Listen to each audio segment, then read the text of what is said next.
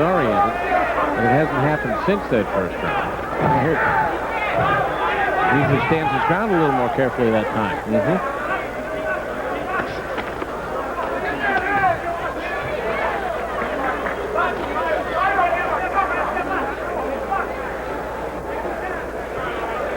Yeah, you look at Sanderline and you look at the defensive weapons, still remain. I think it's the offense that suffered some.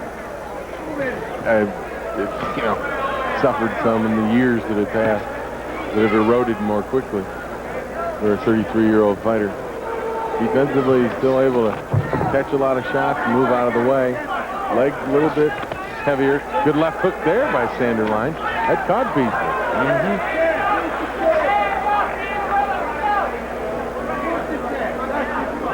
Better than halfway through round 3.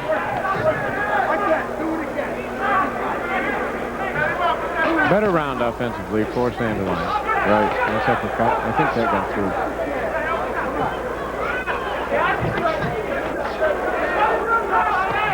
Big left hook by Williams. Wild right hand over the top.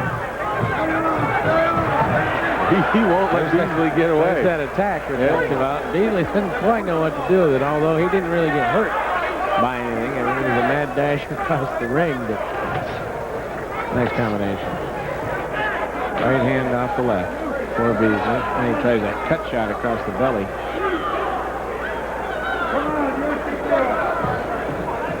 Inside 30 seconds left to go. Round 3 of this scheduled 8-round junior middleweight battle.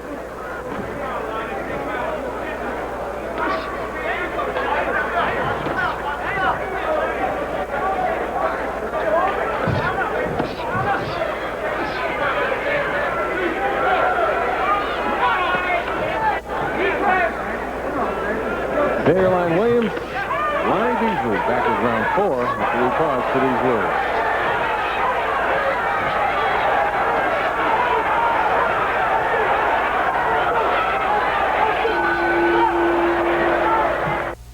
Who have the scorecards ringside, and that's exactly what Lonnie Beasley did to close round number 3 of the scheduled 8-rounder against Sanderline Williams. And he just got in a good flurry, continued with it right up to the bell, which I think was delayed a few seconds. And that gave him an opportunity to throw a couple of extra shots, but that was enough to win the round, I think. So, it's not electrifying by any stretch of the imagination. Lonnie Beasley, though, may well be on his way to carving out another decision victory in his comeback. And if he does it, if he continues what he's up to, that'll be 7 in a row in a year's time. And to be perfectly honest, a victory over a name like Sanderline Williams is going to go a long way and improve the reputation of Lonnie Beasley. I say on his way to carving out a decision victory. There's still just under 5 rounds to go, but I think Sanderline has been in danger of being knocked out. Beasley doesn't knock many folks out in the first place. We'll just have to wait and see. An accumulation of blows, I suppose, could do the job, but history tells us Williams won't go that route. He may lose, but he won't go that route. Round 4 of a scheduled 8-rounder. Big right uppercut from Beasley. Landed it, scored, didn't bother Williams too much.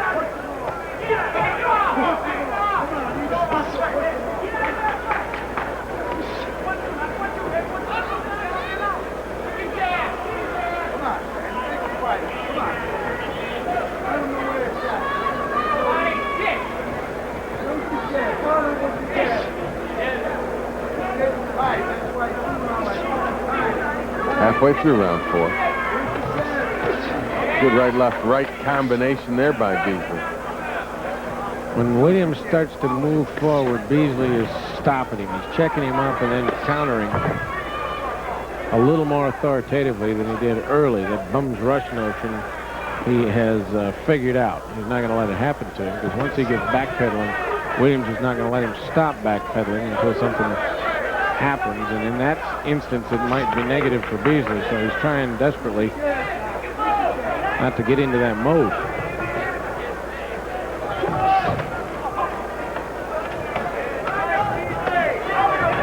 Williams now working well in close as he has Beasley against the ropes. Pretty good boxing round, though, for Beasley. He's getting a lot of shots here. Yeah, he is. Good little left jab there coming up from Sanderline Williams. Inside 30 seconds left, round 4. That right was caught on the glove of Beasley. Tell you what, Beasley's putting in some mileage, and Williams is really just working the center of the ring, not moving nearly as far. If Beasley's trying to run him ragged, that particular tactic isn't necessarily working. Well, we'll be back to take a look at round 5 of this one after we pause for these messages. You're watching Boxing on Pass. Excuse me, round 5. The scheduled 8-round junior middleweight battle. Lonnie Beasley and Sanderline Williams. Neither fighter been down. Beasley, though, has been in control. Boxing the older. Sanderline Williams away. Now, Sanderline Williams is showing the age now, the wear and tear of the ring career. He's only won 2 of the last 12 fights he's been in, Jim. He did have a draw with James Toney, but in a subsequent rematch, he lost. And, he's launching an attack now, and it's time to try and get back into the fight because I think he trails badly. Lonnie Beasley pitching a shutout so far, at least in my estimation. Certainly in control. But Beasley, although he has had to weather a few bursts by Williams through the first 4 rounds of the fight, and now one here in the 5th, he is coming back strong and eventually controlling each of the rounds as we go along. Just outboxed him. There isn't heavy leather being thrown by either man. Sanderline's footwork just isn't as quick and as crisp as it once was. His defense is now beginning to break down a little bit as this fight wears along, and he doesn't have a lot of offense left. And Beasley taking advantage of that. I don't think Beasley fears the punch, and Sanderline in that clinch is squinting very heavily as though something got in his eye, or maybe their heads came together. I don't know exactly what it was, but he looked to be in pain as they came together into the clinch. But you can see the deteriorating skills of Sanderline Williams as the career begins to wind down for him. The record tells us that that's been underway for some time. As I mentioned, only 2 victories in the last dozen fights for him. Lonnie Beasley, a little younger at the age of 26, considerably younger, about 7 years, trying to get something going in terms of a rematch. But in the junior middleweight or middleweight division, he's going to have to develop more power than he's got. Got a decent amount of skilled footwork. He's got a decent amount of boxing skill as he switches up leads right there. But Jim, until he can take some folks out, he's not going to be a contender in the middleweight division. That's something they got to work on. Heavy bag work. Right, in 12 victories, just 4 knockouts. And all those were early in their career.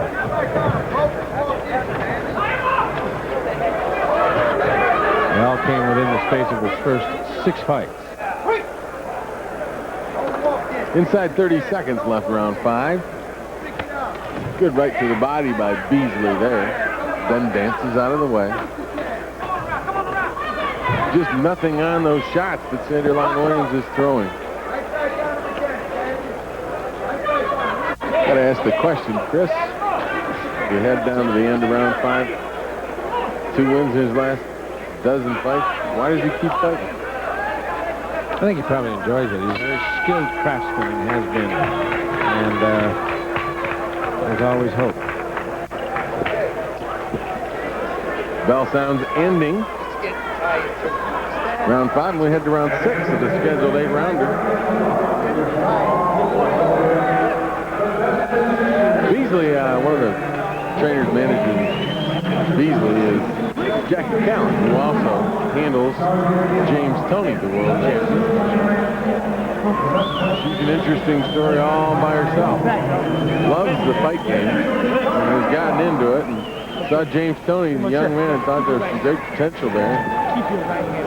Got on board, and Jackie has really carved out a niche as she continues to look for young fighters. She just loves the fight game and has been successful in it and has a world champion in her stable right now in James Toney.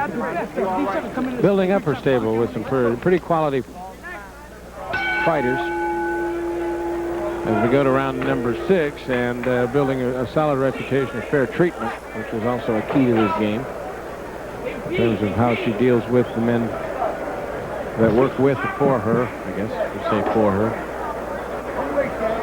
And that always helps. Big left hook there by Sanderline. Maybe his best punch of the night. Tries to go for it a third time and misses. Well, I need a few big punches if he can muster them up down the stretch here, because he's way behind in points. Well, that was the word from a lot of the people, was this fight got deeper. That Sanderline Williams might be able to do something late against a fighter that was in, fairly uncharted territory. Well, he has a history of doing that.